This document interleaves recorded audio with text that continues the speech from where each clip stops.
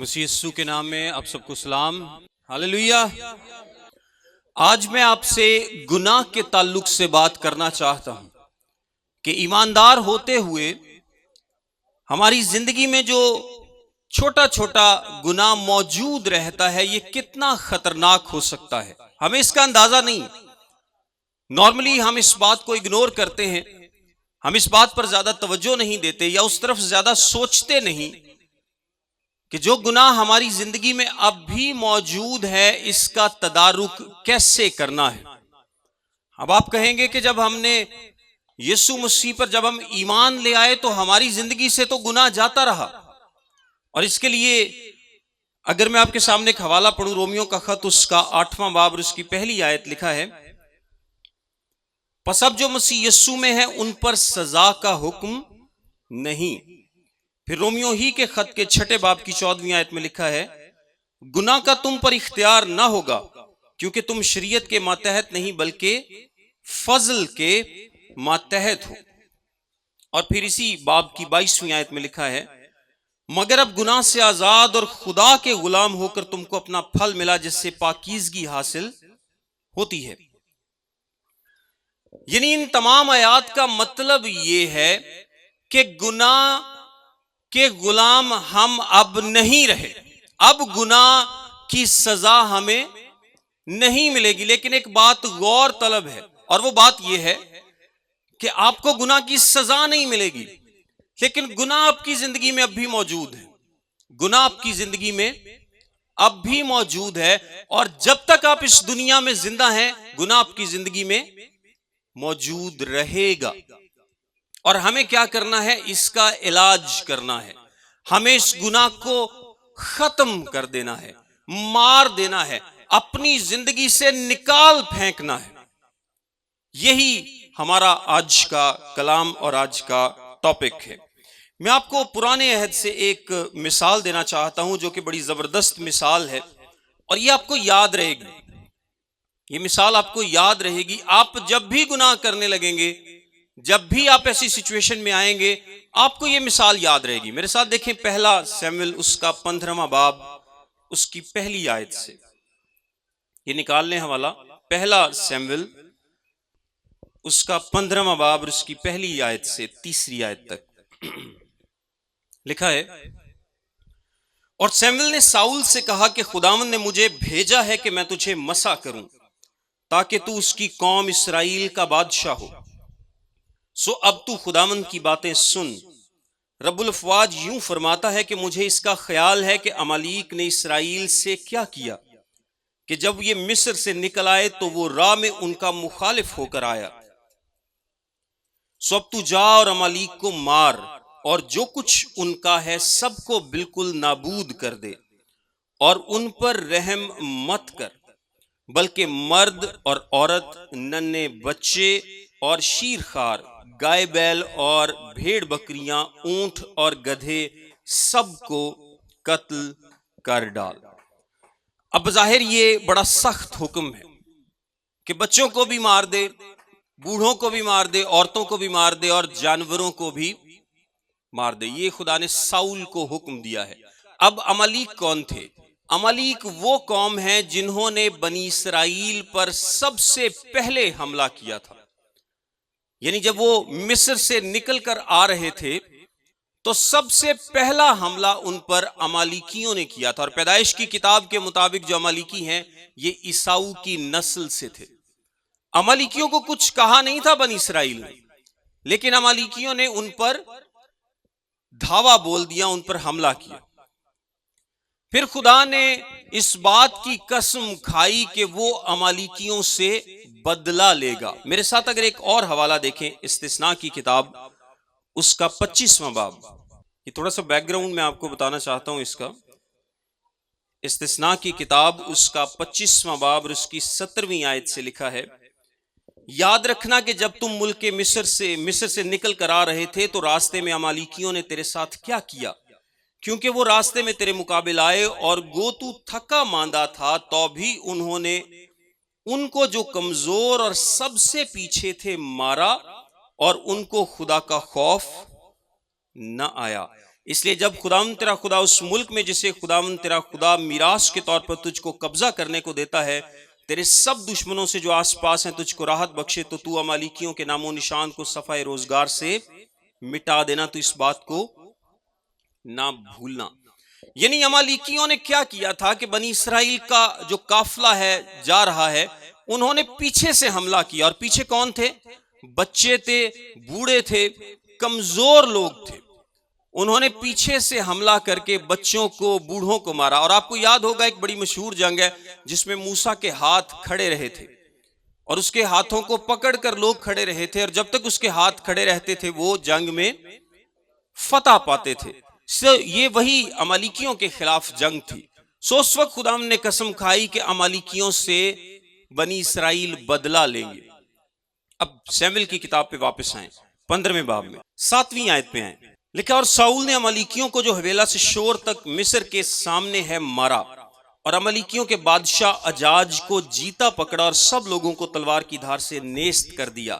لیکن ساؤل نے اور ان لوگوں نے اجاج کو اور اچھی اچھی بھیڑ بکریوں، گائے بیلوں اور موٹے موٹے بچوں اور بروں کو اور جو کچھ اچھا تھا اسے جیتا رکھا، اور ان کو نیست کرنا نہ چاہا، لیکن انہوں نے ہر ایک چیز کو جو ناقص اور نکمی تھی نیست کر دیا۔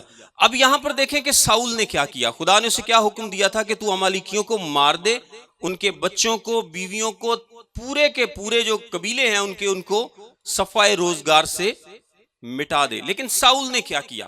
ساؤل نے اچھے اچھے جانوروں کو رکھ لیا اور ان کے بادشاہ کو بھی جیتا چھوڑ دیا۔ یعنی ساؤل نے خداوند کی بات نہیں مانی، ساؤل نے خداوند کی بات نہیں مانی۔ اس نے اجاج کو جو کہ امالیکیوں کا بادشاہ تھا جیتا بچا لیا۔ اب اس کے بعد 22ویں آیت دیکھیں، اسی باب کی 22ویں آیت۔ اور سیمویل نے کہا کیا خداوند سوختنی قربانی اور ذبیحوں سے اتنا ہی خوش ہوتا ہے جتنا اس بات سے کہ خداوند کا حکم مانا جائے؟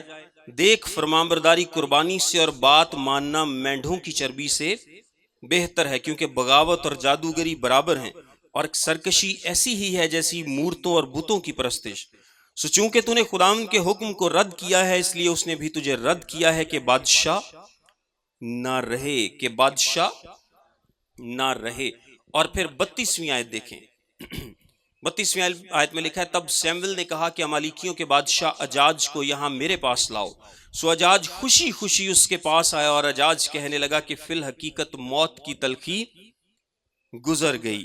سیمویل نے کہا جیسے تیری تلوار نے عورتوں کو بے اولاد کیا، ویسے ہی تیری ماں عورتوں میں بے اولاد ہوگی۔ اور سیمویل نے اجاج کو جلجال میں خداوند کے حضور ٹکڑے ٹکڑے کیا، اور سیمویل راما کو چلا گیا، اور ساؤل اپنے گھر ساؤل کے جبے کو گیا۔ اب اس سارے پیسج کے پڑھنے کا مقصد کیا ہے؟ اس پیسج کے پڑھنے کا مقصد یہ ہے کہ خدا نے ایک حکم دیا تھا کہ تو امالیکیوں کو مار دینا، نیست و نابود کر دینا۔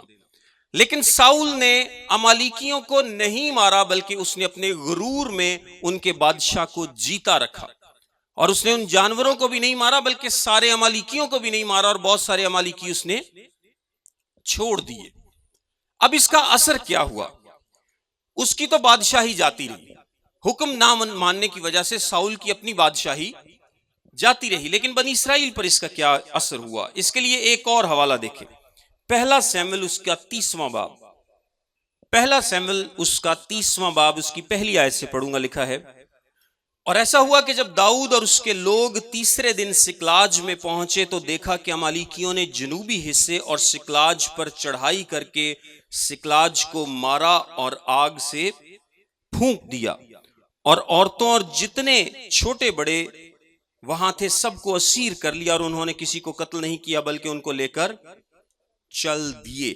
اب یہاں پر کیا واقعہ ہوا کہ امالیکی پھر سے طاقتور ہو گئے، امالیکی پھر سے طاقتور ہو گئے، اور انہوں نے پھر بنی اسرائیل کو قابو کر لیا، اور ان کی عورتوں کو، ان کے بچوں کو لے گئے، اسیر کر کے لے گئے۔ داؤد ان کو خیر بعد میں واپس لے آتا ہے، لیکن بات کے سمجھانے کا مقصد یہ ہے کہ ساؤل نے امالیکیوں کو نہیں مارا، انہوں نے اجاج کو اس نے نہیں مارا، اور پھر اس نے کیا کیا؟ دوبارہ پنپا، دوبارہ طاقت پکڑی، ہمت پکڑی، لوگ اکٹھے کیے، اور پھر بنی اسرائیل کو کیا کیا؟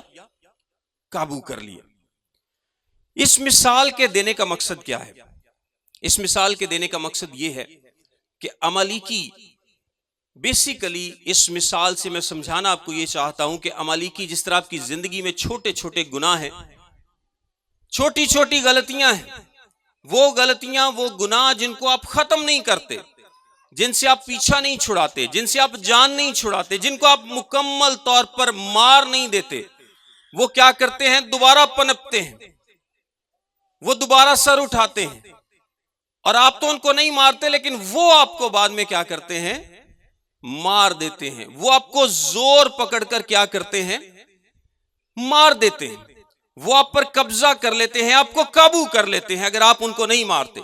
जब हम तौबा करते हैं, जब हम ईमान लाते हैं, जब हम खुदावंद यीशु मसीह को अपना शख्सी निजात दहिंदा कबूल करते हैं, तो उसके बाद हमें क्या करना है? हमें अपनी जिंदगी में छोटे छोटे जितने अमालीकी दौड़ भाग रहे हैं, जितने भी गुनाह हैं हमारी जिंदगी में, हमें उन सब को क्या करना है? मार देना है, उन सब को खत्म कर देना है, जड़ से खत्म कर देना है। और अगर आप अपनी जिंदगी में किसी भी अमालीकी को छोड़ेंगे तो वो क्या करेगा? कल को दोबारा से ताकत पकड़ेगा और आपको क्या करेगा? नुकसान पहुंचाएगा। यहां तक कि वो आपको मार भी सकता है अगर ज्यादा ताकतवर हो जाए तो। और ये मौका कौन देता है? ये मौका हम उस गुनाह को देते हैं जिसको मारते नहीं। एक ईमानदार जब तौबा कर लेता है, और ये मैं आपको बताऊं, ये यीशु मसीह ने भी इस बात पर जोर दिया था कि अगर तेरा दहना हाथ तुझे ठोकर खिलाए तो उसको निकाल कर फेंक दे, काट डाल। दहनी आंख ठोकर खिलाए तो उसको निकाल दे। इसका मतलब क्या था? कि अगर आपकी जिंदगी में कोई गुनाह है जो आपको ठोकर खिलाता है, तो आपको उससे पीछा छुड़ाने की जरूरत है, ड्रास्टिक एक्शन करने की जरूरत है, एक अमल करने की जरूरत है जो कि बहुत जरूरी है। कुलसियों के खत के 3 बाब की 5वीं आयत में लिखा है, बस अपने उन अज़ा को मुर्दा करो जो जमीन पर हैं, यानी हरामकारी और नापाकी और शहवत और बुरी ख्वाहिश और लालच को, जो बुत परस्ती के बराबर है। फिर रोमियों के खत के 8वें बाब की 12वीं और 13वीं आयत में लिखा है, बस है भाइयों, हम कर्जदार तो हैं मगर जिस्म के नहीं कि जिस्म के मुताबिक जिंदगी गुजारें, क्योंकि अगर तुम जिस्म के मुताबिक जिंदगी गुजारोगे तो जरूर मरोगे, और अगर रूह से बदन के कामों को नेस्तो नाबूद करोगे तो जीते रहोगे। यानी अगर आप अपनी जिंदगी से गुनाह को खत्म नहीं करेंगे तो आप जरूर मरेंगे। आपको अपनी जिंदगी से गुनाह को मुकम्मल तौर पर क्या करना है? खत्म करना है, जड़ से उखाड़ फेंकना है, उस पर हमला करना है, उसको कत्ल कर डालना है, उसको मार देना है, उसको मुर्दा कर देना है। ये नहीं कि आप उसको जिंदा करें या उसको बंद करके रख लें। वो जिस तरह अगर आप किसी बिच्छू को मारे नहीं, उसको किसी बोतल में बंद कर दें, तो किसी वक्त भी वो बोतल से निकलकर क्या करेगा? आपको नुकसान पहुंचाएगा। क्या करेगा? नुकसान पहुंचाएगा। मैं कुछ पॉइंट्स आपके साथ शेयर करता हूं कि किस तरह से हम अपनी जिंदगी में गुनाह को मारते नहीं हैं, और ये पॉइंट्स गौर तलब हैं, आपने इन पर गौर करना है। सबसे पहले हम तब अपनी जिंदगी में गुनाह को नहीं मारते जब हम उसको कवर कर लेते हैं। जब हम क्या करते हैं? उसको कवर कर लेते हैं, उसको छिपा लेते हैं। गुनाह को छिपा लेना गुनाह को मारना नहीं है। हम क्या यहाँ पे क्या सीख रहे हैं? कि हमने गुनाह को क्या करना है? मार देना है, उसको किल कर देना है, उसको मुर्दा कर देना है। जो भी गुनाह हमारी जिंदगी में, और खास तौर पर उस गुनाह को जो कि तौबा करने से पहले मेरी जिंदगी में मौजूद था, क्योंकि सबसे ज्यादा तंग आपको वो करता है। अगर आप शराब पीते थे, अब आपने तौबा कर ली, तो सबसे ज्यादा शराब आपको तंग करेगी। अगर आप जनाकारी या बदकारी में मुलव्विस थे, तो ये गुनाह आपके पीछे पीछे भागेगा और आपको क्या करेगा? तंग करेगा। अगर आप लड़ाई झगड़ों में मुलव्विस थे, तो ये गुनाह आपके पीछे पीछे भागेगा, ये आपको तंग करेगा, ये आपको पकड़ने की कोशिश करेगा। लेकिन कलाम क्या कहता है? कि इस अमालीकी को क्या करो? मार दो, मुकम्मल तौर पर मार दो, और इसको जीता ना छोड़ना, वरना ये क्या करेगा? दोबारा पनप कर तुम्हें पकड़ लेगा। سو اگر آپ کور کرتے ہیں گناہ کو، اگر آپ اس کو چھپا لیتے ہیں، تو ہو سکتا ہے کہ وہ نظر نہ آئے، لیکن یہ اس کا حل نہیں ہے۔ آپ کے گھروں میں اگر سیم آ جائے اور اس کے اوپر ہم بڑی خوبصورت سے وال پیپر لگا دیں، یا پلاسٹک کی جو پائلنگ ہے جس کو بولتے ہیں وہ لگا دیں، تو کیا اس سے مسئلے کا حل ہو گیا؟ نہیں۔ وہ وال پیپر، وہ جو پائلنگ ہے، وہ جو پلاسٹک ہے، اس سے دیواریں خوبصورت نظر آنا شروع ہو جائیں گی، کیونکہ آپ نے اس کو کور کر دیا ہے، لیکن اس کا جو اصل مسئلہ ہے وہ اب بھی دیوار کے اندر ہے۔ وہ تو کور نہیں ہوا، وہ تو وہاں کا وہاں ہی ہے، وہ دیوار کو نقصان پہنچا رہا ہے، بلکہ اب زیادہ پہنچا رہا ہے۔ زیادہ کیوں؟ کیونکہ اب تو وہ چھپ گیا، اب تو کسی کو نظر بھی نہیں آتا، اب اس کے پاس کھلا موقع ہے پنپنے کا۔ آپ کو ویسے تو شاید آتے جاتے نظر آتا رہے کہ دیوار پہ کتنی سیم آ رہی ہے تو میں اس کا علاج کروں، تو جب آپ نے اس پہ پلاسٹک لگا دیا تو آپ کو تو بالکل پتہ نہیں چلے گا کہ دیوار کا پیچھے کیا حال ہو رہا ہے۔ سو جب آپ گناہ کو کور کر دیں گے تو گناہ مرے گا نہیں، یہ کور کرنے سے، چھپا لینے سے مرتا نہیں ہے۔ ہمیں اپنی زندگی میں گناہ کو چھپانا نہیں بلکہ اس کو مار دینا ہے۔ اگر آپ کسی اچھی پوزیشن پر ہیں اور آپ کو کوئی نہیں پوچھتا، اور آپ چوری کرتے ہیں یا چیزیں وہاں سے لے آتے ہیں، تو اس کا مطلب کیا ہے کہ آپ کی پوزیشن آپ کے گناہ کو کیا کر رہی ہے؟ چھپا رہی ہے، کیونکہ آپ کو تو کوئی پوچھتا ہی نہیں ہے، تو آپ کا گناہ تو چھپ گیا۔ اب وہ گناہ آپ کے لیے کتنا خطرناک بنتا جا رہا ہے آپ کو تو اس کا پتہ ہی نہیں، کیونکہ آپ نے گناہ کو کیا کیا ہے؟ چھپا لیا ہے۔ گناہ کو چھپانا اس کو مارنا نہیں ہے۔ آپ فون پر کسی سے باتیں کرتے ہیں، چیٹنگ کرتے ہیں، اور بعد میں اسے ڈیلیٹ کر دیتے ہیں۔ کئی لوگ ویسے بڑے ماہر ہیں اس میں، تو آپ کیا کر رہے ہیں اس میں؟ آپ گناہ کو چھپا رہے ہیں، آپ اس کو مار نہیں رہے۔ آپ کے اندر ایک ہوس ہے اور وہ آپ کو ٹکنے نہیں دیتی۔ آپ میسج کرتے ہیں، آپ لڑکیوں سے باتیں کرتے ہیں، میں ایک مثال دے رہا ہوں، اور بعد میں آپ اس کو کیا کرتے ہیں؟ ڈیلیٹ کر دیتے ہیں۔ تو اس سے کیا کیا؟ آپ نے اپنے گناہ کو چھپا لیا دنیا سے کہ کسی کو اس کا پتہ نہیں چلے گا، اور واقعی نہیں پتہ چلے گا۔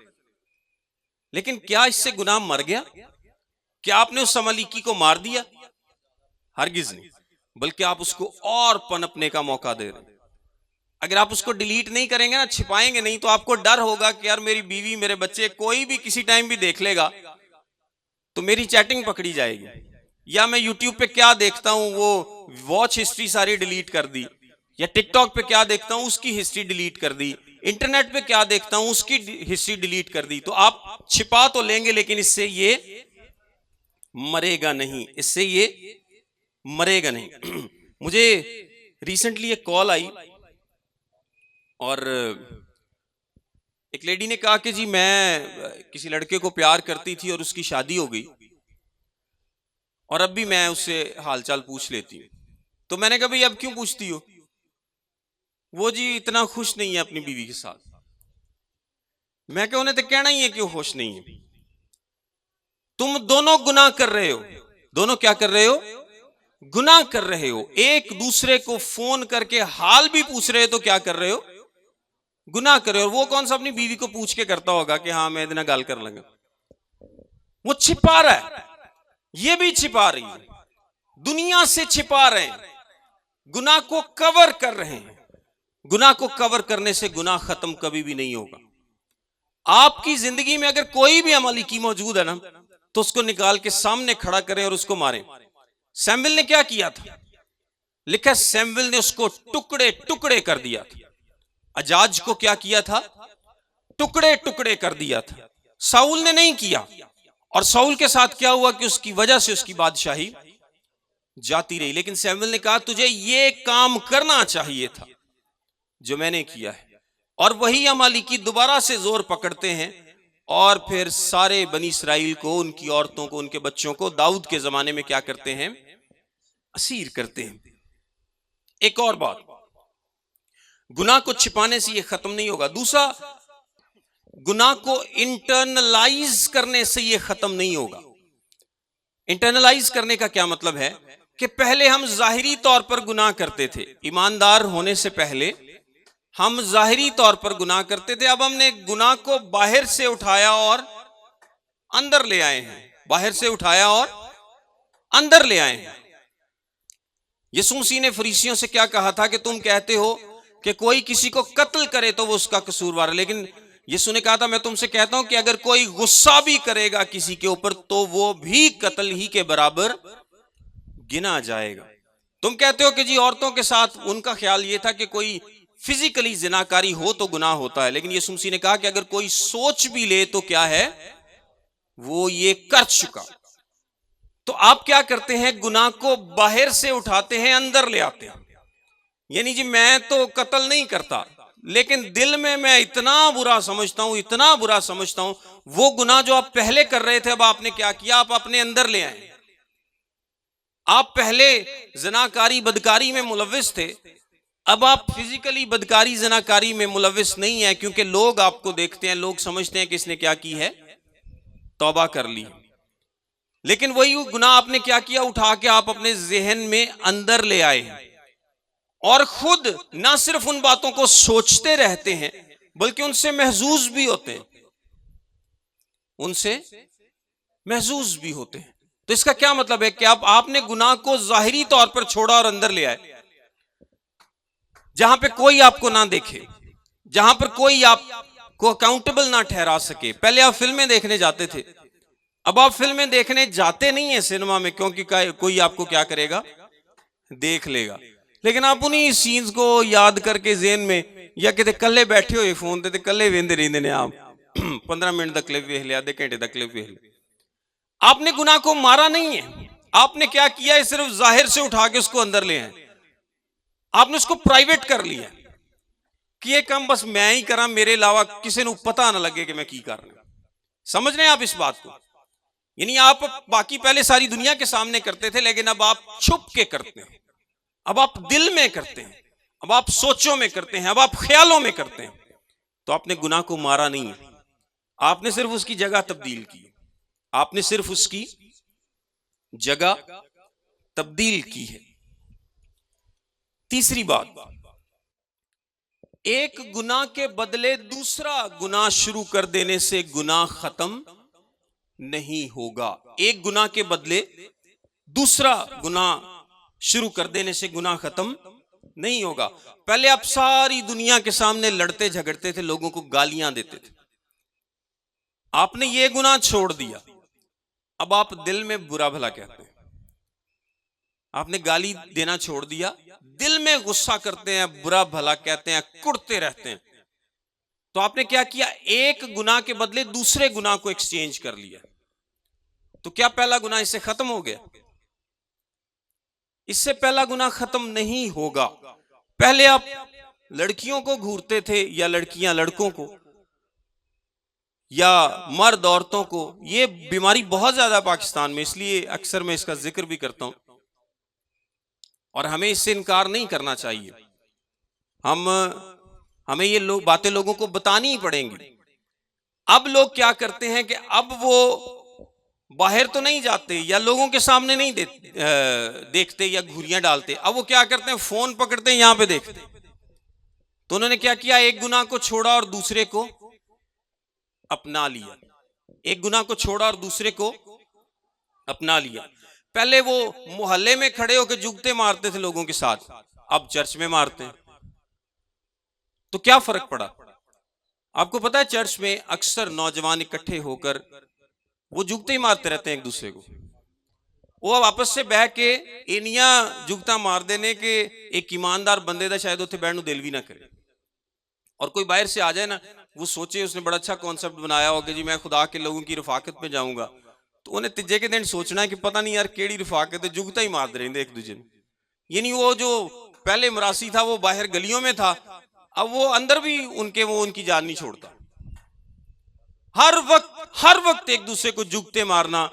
میں ایک مثال دے رہا ہوں جسٹ کہ آپ نے کیا کیا ہے، صرف ایک گناہ کو چھوڑا اور اس کی جگہ دوسری لے آئے۔ پہلے آپ غلیظ گفتگو کرتے تھے اور اس کو پسند کرتے تھے، اب آپ ہنس لیتے ہیں، غلیظ گفتگو سن کے خوش ہو لیتے ہیں، ویسی جگہ پہ کھڑے ہو جاتے ہیں جہاں پہ کوئی جگتے شگتے چل رہی ہوں یا کوئی کلپ چل رہا ہو۔ آپ ایون کہ اگر آپ ہنس بھی لیتے ہیں نا، کلام میں لکھا ہے ایسی باتوں کا تم میں ذکر تک نہ ہو، ایسی باتوں کا تم میں ذکر تک نہ ہو۔ تو ہم پتہ نہیں کیسے کر لیتے ہیں کہ یار وہ کوئی دو لوگ گندی باتیں کر رہے ہیں، کرنی نہیں میں چھڑ دیتی ہے، لیکن انہاں دیاں گلاں نوں سن کے میں چسکا ضرور لینا۔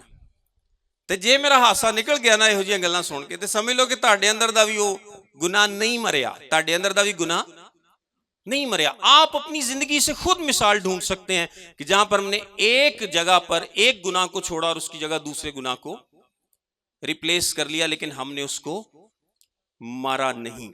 پھر اس کے علاوہ گناہ کو سپریس کرنے سے یا اس کو دبا دینے سے بھی وہ نہیں مرتا، گناہ کو دبا دینے سے وہ نہیں مرتا۔ کچھ لوگ کیا کرتے ہیں کہ وہ کہتے ہیں کہ جی میرے تے گناہ پیچھا ہی نہیں چھاڑ دے، وہ کوئی اور برا کام شروع کر دیں گے۔ کئی لوگ اکیلے رہنا شروع کر دیں گے، اکیلے بات کرنا بیٹھنا شروع کر دیں گے۔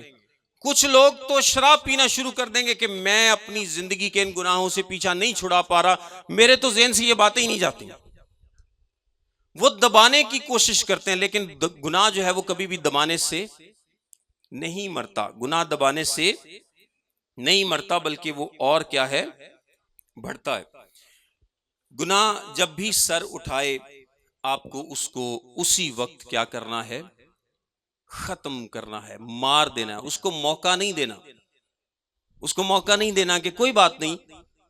ایک پاسٹر کو کال آتی ہے اور اس سے کوئی جوان لڑکی فون پہ پوچھتی ہے پاسٹر صاحب تہاڈے کو کلام دے سوال پوچھنے نے، چلو ایک واری تو ٹھیک ہے، وہ دوجی واری تیجی واری چوتھی واری پھر کلام دے سوالاں تو گھر دے گلاں شروع ہو جاندیاں، ہاں جی تسی کر دیو یہ وہ، یہ پریکٹیکل باتیں، اور اس کے بعد بات آگے بڑھتی آگے بڑھتی آگے بڑھتی ہے اور پھر کام خراب ہو جاتا ہے۔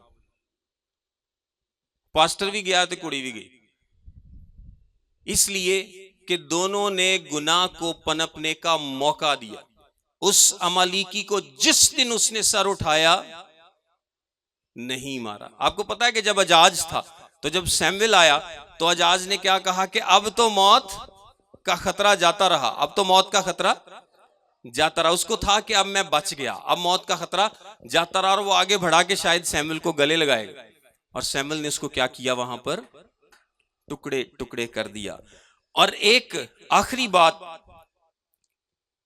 کہ جب تک آپ کا کانشنس، آپ کا ضمیر اس بات کو آپ پر ظاہر نہیں کرتا، یعنی آپ کو بے الزام یا معذور نہیں رکھتا یا بے الزام نہیں ٹھہراتا، اس کا مطلب ہے کہ آپ نے ابھی تک اپنے گناہ کو نہیں مارا۔ آپ کا کانشنس، آپ کا جو ضمیر ہے، یہ سب سے بڑی عدالت ہے اس دنیا میں، یہ بات یاد رکھیے گا۔ آپ کا ضمیر اس دنیا کی سب سے بڑی عدالت ہے۔ اور آپ کو پتا ہے کہ آپ کا جو ضمیر ہے یہ آپ کو کن گناہوں سے اس کو نقصان پہنچتا ہے زیادہ؟ اس کو نقصان پہنچتا ہے ذہن کے گناہوں سے، مائنڈ کے گناہوں سے۔ کیونکہ میں شراب پینے جاؤں گا تو میری بیوی مجھے روک لے گی، کوئی نہ کوئی تو ہے آپ کو روکنے والا۔ آپ لڑائی کریں گے، محلے کے 4 لوگ آپ کو روک لیں گے۔ آپ کوئی بھی اور گناہ کریں تو آپ کو کوئی نہ کوئی روکنے والا ہے۔ لیکن اگر آپ ذہن میں گناہ کریں گے، اپنے مائنڈ میں کچھ غلط کریں گے، اور مائنڈ میں کرنا یسوع مسیح کی تعلیم کے مطابق ایسے ہی ہے جیسے سچ مچ کرنا، چاہے وہ زناکاری ہے، چاہے وہ بدکاری ہے، چاہے وہ لڑائی ہے، چاہے وہ خون ہے، چاہے وہ کسی کے خلاف گالی بکنا ہے، غصہ ہے، کوئی بھی گناہ ہے، اگر آپ اپنے ذہن میں کرتے ہیں نا تو اس کا مطلب ہے کہ آپ سچ مچ کرتے ہیں۔ یہ نہ سوچنا کہ جی میں تو دے خلاف صرف دل چ ہی غصہ کیتا، وہ جو دل چ کیتا ہے، یہ مطلب کیا ہے کہ آپ نے سچ مچ کیا ہے۔ اگر آپ نے دل سے کسی پر غلط نگاہ ڈالی ہے دماغ میں، تو اس کا مطلب ہے کہ آپ نے سچ مچ وہ عمل کیا ہے۔ تو یہ جو کانشنس ہے یہ دماغ کے گناہوں سے سب سے زیادہ تباہ ہوتا ہے، کیونکہ دماغ کے گناہ کو تو کوئی روکنے والا ہی نہیں ہے۔ آپ کی امیجینیشن کو کون روک سکتا ہے؟ کوئی روک سکتا ہے؟ کوئی بھی نہیں روک سکتا۔ آپ کیا سوچتے ہیں کوئی بھی نہیں روک سکتا، کوئی بھی نہیں پکڑ سکتا آپ کو۔ جیسے میں نے کہا کہ میں فزیکلی لڑنے جاؤں، شراب پینے جاؤں، کچھ بھی کرنے جاؤں تو کوئی نہ کوئی تو مجھے روکے گا راستے میں کہ بھئی تو کدھر چل رہا ہے، یا پیئر پریشر ہوگا دوستوں کا پریشر ہوگا، کلیسیا کا پریشر ہوگا، اور لوگوں کا پریشر ہوگا، میرے گھر والے کیا سوچیں گے، کیا کہیں گے، لیکن میں دماغ میں کیا کر رہا ہوں اس کا کسی کو کیا پتا۔ اس کو روکنے والا صرف ایک ہی ہے، اور وہ کیا ہے؟ آپ کا ضمیر، آپ کا ضمیر۔ اور جب تک آپ کا ضمیر آپ سے نہیں نہ کہتا کہ تو ٹھیک ہے، یہ دا مطلب ہے کہ تسی نہیں ٹھیک۔ آپ کے دل کو اس بات پر گواہی دینی ہے کہ آپ ٹھیک ہیں۔ آپ نے اپنے عمالیکی کو، آپ نے اپنے اجاج کو مار دیا، اور جب تک آپ کا دل آپ کو یہ گواہی نہیں دے گا تب تک اس کا کیا مطلب ہے کہ آپ ٹھیک نہیں ہیں۔ پہلا تیموتھیوس اس کے پہلے باب 5ویں آیت میں لکھا ہے، حکم کا مقصد یہ ہے کہ پاک دل اور نیک نیت اور بے ریا ایمان سے محبت پیدا ہو۔ اس میں غور طلب بات کیا ہے؟ پاک دل، پاک دل۔ پہلا پترس اس کے 3 باب کی 16ویں آیت میں لکھا ہے، نیت بھی نیک رکھو۔ یہاں پر بھی مطلب کیا ہے؟ کانشنس، آپ کا کانشنس، آپ کا ضمیر نیک ہونا چاہیے، واضح ہونا چاہیے، کلیئر ہونا چاہیے، اور وہ آپ کو الزام نہ دیتا۔ ایک بڑی خوبصورت آیت ہے 2 کرنتھیوں اس کے پہلے باب کی 12ویں آیت میں لکھا ہے، کیونکہ ہم کو اپنے دل کی اس گواہی پر فخر ہے۔ کس گواہی پر؟ دل کی گواہی پر فخر ہے کہ ہمارا چال چلن دنیا میں، خاص طور تم میں، جسمانی حکمت کے ساتھ نہیں بلکہ خدا کے فضل کے ساتھ، یعنی اس پاکیزگی اور صفائی کے ساتھ رہا جو خدا کے لائق ہے۔ وہ کہتا ہے مجھے اپنے اس دل کی گواہی پر فخر ہے۔ اور رومیوں کا خط اس کے 2 باب کی 15ویں آیت میں لکھا ہے، پڑھ لیتے ہیں اس کو۔ رومیوں کا خط اس کا 2 باب اور اس کی 15ویں آیت میں لکھا ہے، چنانچہ وہ شریعت کی باتیں اپنے دلوں پر لکھی ہوئی دکھائی دیتی ہیں، اور ان کا دل بھی ان باتوں کی گواہی دیتا ہے، اور ان کے باہمی خیالات یا تو ان پر الزام لگاتے ہیں یا ان کو معذور رکھتے ہیں، یا ان کو معذور رکھتے ہیں۔ یہ جو آپ کا ضمیر ہے یہ آپ کا وارننگ سسٹم ہے۔ کون سا سسٹم ہے؟ Warning, civil warning system. کیونکہ میرا جو مائنڈ ہے یہ گناہ کرے گا تو اس کا اثر کس پہ ہوگا؟ میری روح پہ۔ اس کا اثر کس پہ ہوگا؟ ڈائریکٹلی میری روح پہ ہوگا۔ سو اگر روح پہ کوئی حملہ ہو، جس طرح ہم جاتے ہیں نا بڑی بڑی بلڈنگز میں، تو وہاں پہ الارم سسٹمز لگے ہوتے ہیں، آپ نے شاید دیکھے ہوں کہ ذرا سا دھواں نکلے گا تو الارم بجنے لگے گا، ذرا سی آگ لگے گی تو الارم بجنے لگے گا۔ تو یہ جو ہمارے جسم کا الارم ہے، ہماری روح کا الارم ہے، یہ کیا ہے؟ ہمارا ضمیر ہے۔ یہ اس دنیا کی سب سے بڑی عدالت ہے جو خدا نے آپ کے اندر رکھی ہے، تاکہ آپ کو وقت پر آگاہ کرے، انٹیمیٹ کرے۔ پھر آپ اس کی سنتے ہیں یا نہیں سنتے، یہ آپ کی مرضی ہے، لیکن ضمیر ہمیشہ آپ کو بتاتا ہے کہ آپ غلط کر رہے ہیں یا صحیح کر رہے ہیں۔ جب ایوب کے پاس اس کے دوست آئے تو انہوں نے اس پر بہت سارے الزام لگائے کہ تو یہ کرتا رہا ہے، وہ کرتا رہا ہے، وہ کرتا رہا، تجھے تو ملی گناہ کی سزا ہے۔ لیکن ایوب نے کیا جواب دیا؟ کہ میرا دل صاف ہے۔ میرا دل کیا ہے؟ صاف ہے۔ ایوب کو اس بات کا پتا تھا کہ میں نے کوئی گناہ نہیں کیا، میں نے کوئی گناہ نہیں کیا۔ اس کا دل اس بات پر گواہی دیتا تھا، اور جب آپ کا دل ہی نہیں اس بات پہ گواہی دیتا، جب آپ کا مائنڈ ہی اس بات پہ کلیئر نہیں ہے، تو آپ نے دنیا میں اور کوئی جنگ کیا جیتنی ہے؟ جیت سکتے ہیں کوئی؟ یعنی میرے اندر سے ہی آواز نہیں آتی، میرے اندر سے ہی مجھے پتا نہیں چلتا کہ میری زندگی گناہ سے پاک ہے، تو میں دوسروں کو کیا کہہ سکتا ہوں، یا میں ابلیس کو کیسے شرمندہ کر سکتا ہوں؟ سو جب تک آپ کا دل، آپ کا ضمیر، آپ کا اندر آپ سے نہیں کہتا نا کہ آپ کی زندگی پاک ہے، تو اس کا مطلب ہے کہ آپ نے ابھی تک اپنے اندر کے گناہ کو نہیں مارا ہے۔ یسوع مسیح نے کیا کہا تھا؟ بری باتیں کہاں سے نکلتی ہیں؟ آدمی کے دل سے نکلتی ہیں۔ وہ دل سے نکل کر زبان پر آتی ہیں، جو اس کے اندر بھرا ہے وہی اس کی زبان پر آتا ہے۔ تو یہ دل ہے، یہ کیا ہے؟ دل ہے، جس کا پاک ہونا کیا ہے؟ ضروری ہے۔ تیتوس کے خط کے پہلے باب کی 15ویں آیت میں لکھا ہے، پاک لوگوں کے لیے سب چیزیں پاک ہیں، مگر گناہ آلودہ اور بے ایمان لوگوں کے لیے کچھ بھی پاک نہیں، بلکہ ان کی عقل اور دل دونوں گناہ آلودہ ہیں۔ دونوں کیا ہیں؟ گناہ آلودہ ہیں۔ پھر امثال کی کتاب کی 4 باب کی 23ویں آیت میں لکھا ہے، اپنے دل کی خوب حفاظت کر، کیونکہ زندگی کا سرچشمہ وہی ہے۔ یہ میں نے آپ کو تمام باتیں وہ بتائی ہیں کہ کس طرح سے آپ اپنی زندگی میں گناہ کو نہیں مارتے.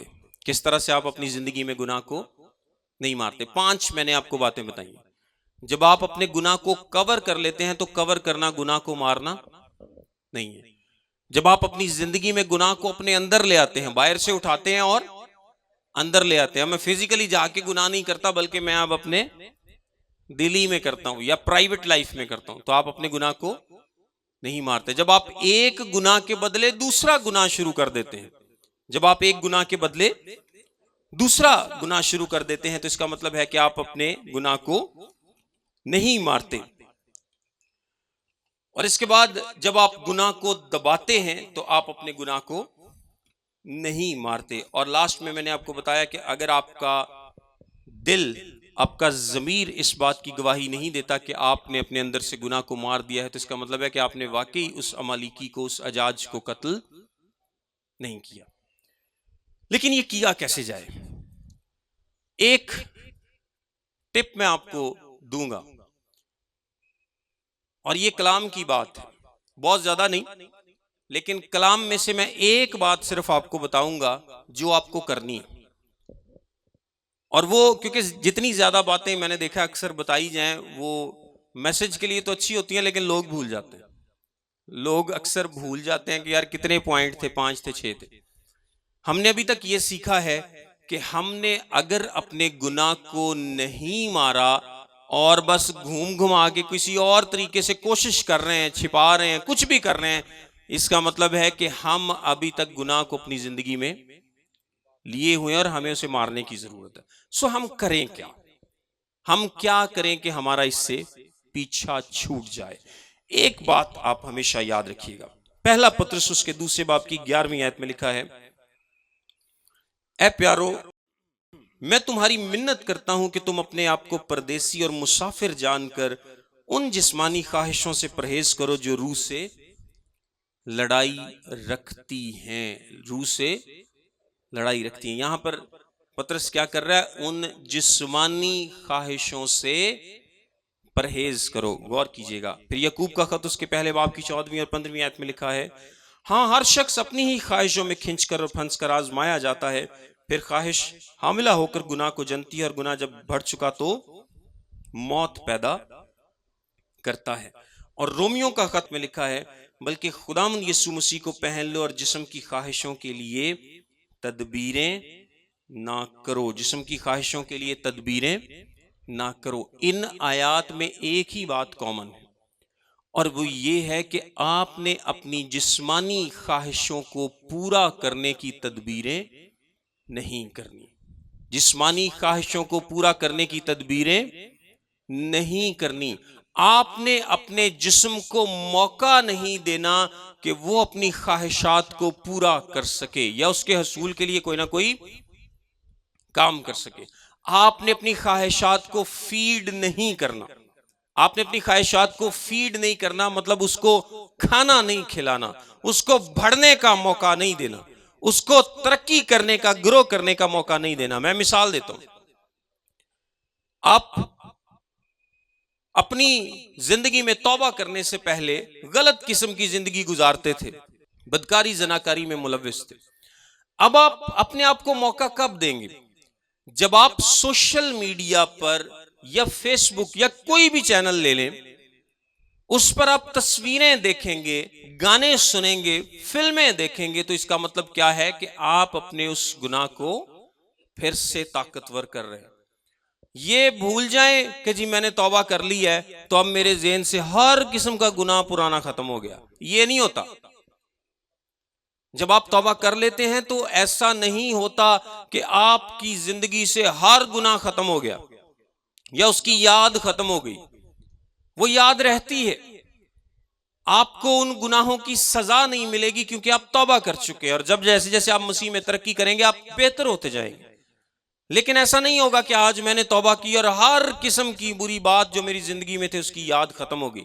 وہ یاد آپ کو آتی رہے گی، آپ کو ستاتی رہے گی.